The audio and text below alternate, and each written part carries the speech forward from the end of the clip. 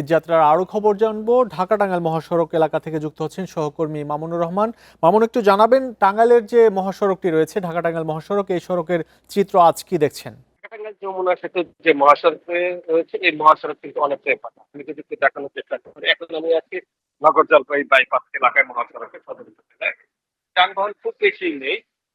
সকাল থেকে আমরা এই মহাসড়কে অবস্থান ছিলাম, তো তখন থেকে যেটা দেখছিলাম যে খুব বেশি যানবাহন চলাচল করছে না। সাধারণ দিনে যে পরিমাণ যানবাহন চলাচল করে আজকে তার চাইতেও অনেকটা কম মনে হচ্ছে আমাদের এই পয়েন্টটা।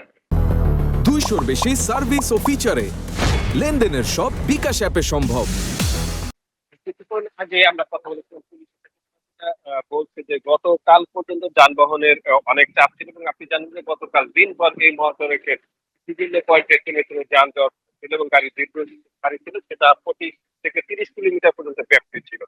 সেতু থেকে টাঙ্গাইলের সদর উপজেলার করুটে হাট বাইপাস পর্যন্ত এই গাড়ির দীর্ঘ সারি ছিল এবং থেমে থেমে যানজট ছিল, যেটা আজকে গত রাত 1:30টার পর থেকে যে কমে গিয়েছে সেটা এখন অনেকটাই এই অবস্থাতে রয়েছে। ফলে যারা আটকে যাচ্ছে তারা অনেকটা নির্বিঘ্নে যাচ্ছে এবং কোনো প্রকার ভোগান্তি ছাড়াই যাচ্ছে। শুধু যে যানবাহন কম বিষয়টি তেমন না, যাত্রীর সংখ্যা খুবই কম।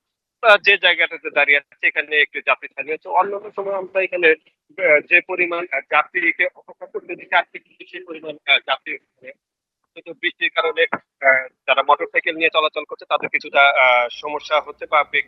মহাসড়ক একেবারেই ফাঁকা, স্বস্তিতে ঈদের আগের দিন ঘরে ফিরছে অনেকেই, সেই খবর জানাচ্ছিলেন টাঙ্গাইল থেকে সহকর্মী মামুনুর রহমান।